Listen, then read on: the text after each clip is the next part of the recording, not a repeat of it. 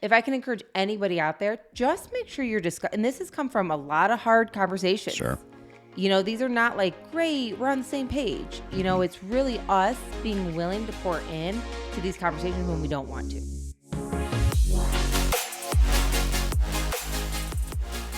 Hello, everyone. We are Greg and Jacquie Francis, and welcome to High Performance Parenting, where our passionate goal is to encourage you to raise champion children in a crazy world. Every week, we will bring you multiple episodes from our extensive experience of raising our six happy, healthy, successful, godly kids who are confidently equipped to win big in life. We deeply believe that any parent who is provided with the right knowledge and continual support can raise amazing kids. And when they do, all of our futures get better. If raising up future generations of absolute champions matters to you as much as it does to us, here's how you can contribute. Like and share this podcast with everyone you know. And together, let's embrace this journey of raising champion kids in a crazy world. Okay, welcome back. We are in part 2 of some really specific, applicable ways that you and I work really hard to intentionally be unified around various, life topics in our household. I noticed we have a guest in our studio here. I have Miss Molly Ray. I can't reach her. Oh, there she is. Hey, baby. I saw her little face back there in the video. We have a surprise guest. Yeah. She's literally like, I know, we're all unified. She's learning. She's gleaning from all this. She's like, we're unified. I'm the best dog in the world. Yeah. So we were just talking about sports and how we show up together and, what sports they can be in and being unified behind all that. Also, making decisions to get out of sports if they are unhealthy. Mm-hmm. We just had this situation. You want to talk about it with, I can think about even dance for our girls when they were younger, when we used to live in Wisconsin, remember? Mm-hmm. And we decided had to make a tough choice of pulling them out. Yeah. I mean, again, for us, we have certain standards. Whether, especially in dance, you have to be really careful. We have found that it can be beautiful and artistic and classy. And then some studios go the opposite way, and some of the clothing just isn't appropriate. Some clothing of the and even music, yeah. The wording in the music. Some of the music is not appropriate. And we try to do due diligence. We try to go study ahead of time. I try to meet with owners. I try to, kind of see some of the things they've done in the past. And unfortunately, in this one situation, again, our girls are typically in the top of the class. I mean, they strive to be the best of the best wherever they go. Yeah. And you know what? After it was, I think, one of the recitals, we had gone to the show and our kids did amazing. But then some of the other dances and honestly, some of the clothing or lack thereof, just really threw me. It did not settle well. It was not our standard. Yeah, it wasn't our standard. So we informed the people that, listen, we're not into this. And we gave them an opportunity at first. We like to press into things and with all kinds of we gave our honest input. Yes. And we feel like even as Christians, we want to, shine the light more. Yeah. We want to give people an opportunity to learn and grow and change too. They might be new like we were back in the day, figuring new stuff out, and we were there. Mm-hmm. And so I just remember calling the studio and said, because they wanted to know if we were going to re-enroll for the next season. I just said, unfortunately, we're going to look elsewhere. And they were like super sad to hear that. And they're like, how come? Is there something we did, something we can fix? I said, honestly, the last recital just did not have the standards of our family. And I explained in a very appropriate way, but very clear way, why we didn't feel comfortable with the situation and how our family members didn't, or other people honestly, the audience even. Mm-hmm. And that so if you were willing to change that, we'd love to come back. But if not, we're going to try another studio. Mm-hmm. And that's what we did. Yep. Like no issues, and they no weren't problem. Really willing to change that. So we just switched. And that was our standard, and that was okay. I mean, same thing with even a coaching situation. I mean, like I remember with Drew, we found him the right coach for basketball during his club sports. But we've seen some coaches yelling and screaming at the kids. And you were like, if we ever got that one. Yeah, there's no way. There's no way we're going to deal with yelling and screaming at our kid. Like, you were very strong about it, you know? And we just said, no, that's not our standard. That's not how we talk to our kids. And we don't let anybody else talk to Even our kids. Hunter being 6 right now and being in gymnastics, we just had to pull her out of that too, didn't we?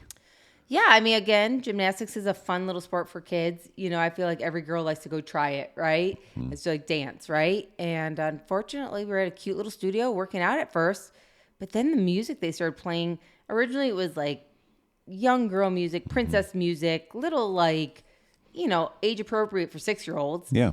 And all of a sudden it turned into music that I don't even listen to. Yeah. Like, I was like, so are this music for the adult that is supposed to be training them? Or is this for the kids? Like, if it's for the kids, which I'm paying money for. So we had, again, make a decision. No need to even discuss it. These are the kind of things that you and I just know up front. I don't need to discuss it with you. I already took actions. And before I was even home, had already canceled it. No, I mean, because we got unified a long time ago about being very serious about what the word says about guarding your eye gates and your ear gates, and then not let the wrong stuff into your eyes or your ears, because then it gets into your heart. And so this kind of permeates as a standard in our whole family. Right. This is why, when we watch a football game on TV, we pause commercials. We don't watch commercials. No. The whole family knows it, so everybody does it. We actually allowed ourselves to watch some during the Super Bowl, because sometimes Super Bowl commercials can be, more entertaining, etc. But we were very careful on it. And even the little bit that we allowed, the kids were just kind of like, I don't like this. Yeah. This is edging on stuff that we don't really like. And it made me so happy, because I'm just like, see, you guys are monitoring yourself now, because we pour this in. I was thinking, even how many times have you and I been to like a little, we like going to like little mom and pop coffee shops or breakfast places.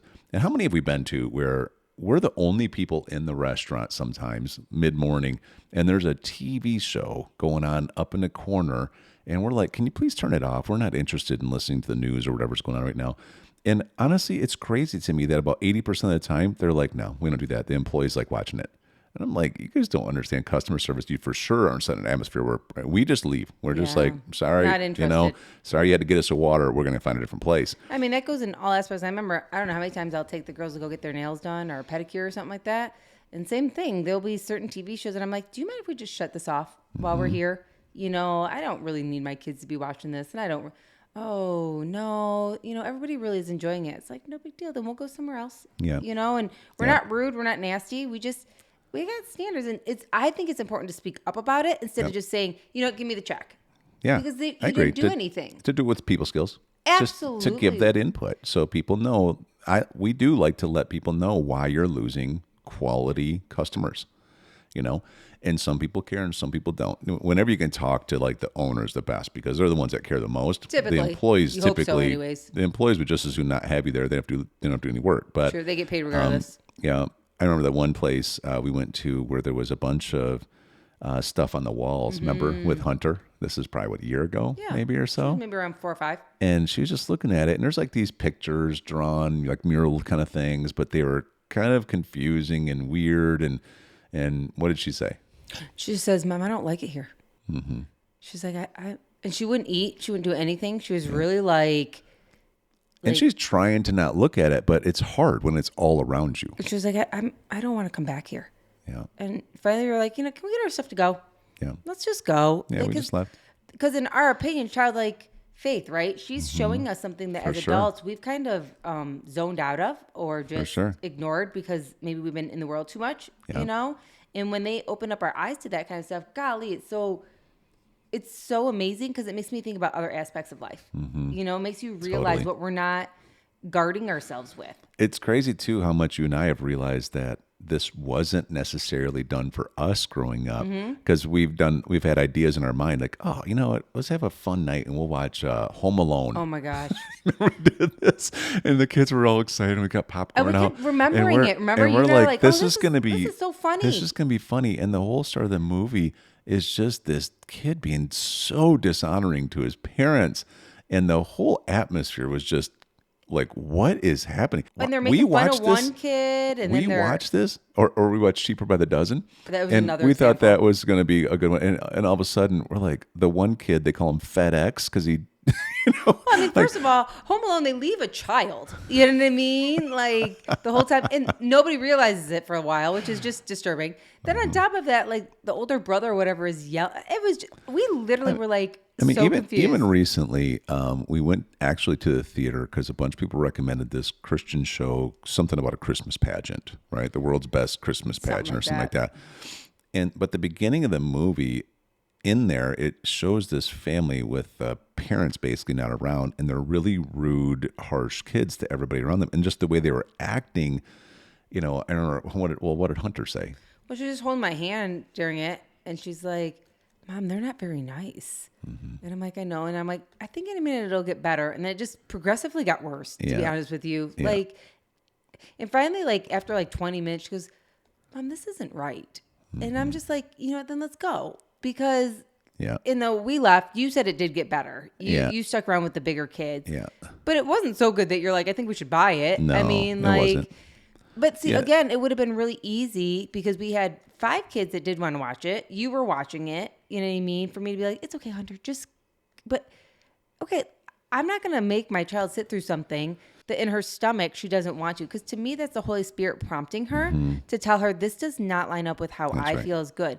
And what do we want to do? We always want our kids to listen to the Holy Spirit's prompting. That's right. We want to encourage our children to continuously listen. So when we aren't with them, they are being prompted. In fact, I pray for it, that the Holy Spirit prompts them in the right direction to not go from what God has called them to do every single day. So when they are out with their friends, when they're on the basketball court, when they're driving their cars, when they're hanging out in youth stuff, that they are prompted to say, that is not lining up. I want them to be prompted. I encourage it. And so anytime they do, I'm like, and then to obey it. And then obey it. So if you're doing that, let's leave. Yeah. Because that's what I want you to do in situations. Leave the situations and come home. That's right. And let's talk about it. And even Abby and some of the kids, well, actually all the kids, when it comes to like books also. I mean, how many times has one of the kids brought us a book like, I don't know if this is really appropriate, you know, and then, you know, the idea could be, well, we could donate it. It's like, why would we want to give it to another family? Yeah. You know, why would just we throw it out. Yeah, we just throw them out. We just get rid of them completely. And I love that. I mean, at this point, our kids do that without us even asking, you know. So true. Which is really cool. I'm just proud of Bella. We had she had that team building night with her basketball team, which is kind of a new experiment for us to a certain extent. She's 15 and she wanted to spend time with her friends. And so we took her over there. But also, I mean, how great was it when she texted you and said, I'm ready to come home? You know, why'd she say that? Well, I was like, great. And it was only 5-10 minutes up the road. So I was like, great, I'm leaving right now. And I got there and I'm like, hey, honey, how'd it go? And she's like, oh, it was really good until everybody started getting on their phones and doing all their social media and looking at stuff. And she's like, and I just realized I'm done here. I'm ready to come home now. I said, I'm so proud of you. That's exactly what I want you to do. Yep. Anytime you feel like, you know what, I'm just kind of done. Like what everyone's doing here does not settle well in my spirit. Right. I want to come home. Then come home. That's right. And if anybody asks you anything, you can always blame it on us. Hey, my mom and dad wanted me to get home. We do not care. If anybody has a question, they can come ask us. If a coach is like, how come you left early?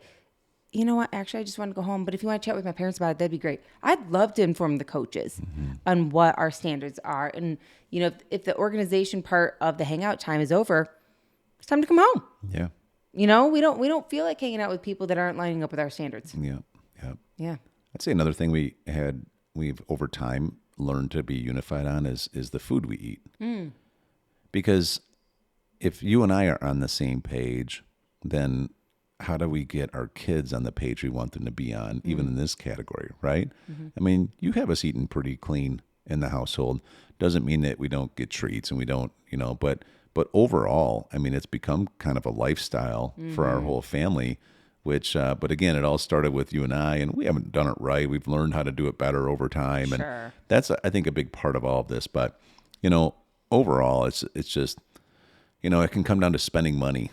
Right? How do you spend money? Yeah. What are you putting your money towards in your household? If you and I are on the same page and the kids are, I don't know, they could start wondering what's going on. You know what I mean? Or question. What? Yeah. But because we're so unified. So, is there anything else you can think of that are specific examples of us needing to be unified on the front end? I know for us, like one of the major things, and maybe we'll get to it in the future again, is we kind of had a really good heart-to-heart before we had children, how we, like medically, we're going to treat our kids with things. That is a big one. We had made a decision up front for you and I that vaccines were not a thing for us. Like we weren't going to do them. Yep. We were going to try as much natural stuff as possible for our family. And of course, I mean, there's needs for doctors. We are super thankful for the right doctors. Yep. There are a few unicorn ones out there that, have a heart for Jesus and really try hard. But as a whole, we have made some decisions. So, typically if there's something going on with the children, I'm the one that takes them in, for, let's just say we wanted to make sure their arm wasn't broken or they needed stitches or something to that effect. Typically, except for when Drew's got popcorn up his nose. Then that was all you made me go in for that one. Yeah. That felt like a boy thing to me. For sure was. But even that, I mean, I don't know how many times I've gone, maybe you've even been out of town or whatever. And I'm like, oh my gosh, hon, they need stitches. Their lips wide open. Like I cannot believe you're not here to take care of this. It's like the dads are always traveling when this stuff happens. And I just remember, going, and I don't know how many times I've been there and they've been like, oh, they're not updated on their vaccines. Today we could do XYZ and get that roll. And I'm like, no, we're good. Thanks. Our family doesn't do it. Oh, but we're going to send in so-and-so to talk to you about it. I really appreciate you coming in. I don't want to do that. Hey, or I don't know how many times we've gone in. Oh, we need to do a COVID test. No, we don't. We're here for an eye exam. Yeah. You know what I mean? I don't want to do that. We don't do that, Yeah. But it's for the eyes. And we might want to check the ears. And I'm like, actually, I don't want you touching, And to know that, like, you don't have to question, like, hey, hon, what'd they say about their lip or something like that? Well, they said their lip was, they could do that, but they wanted to sell us out on XYZ. And you're like, oh my gosh, these people today, right? Yeah. And there was no question. You never questioned, like, so you didn't do it, right?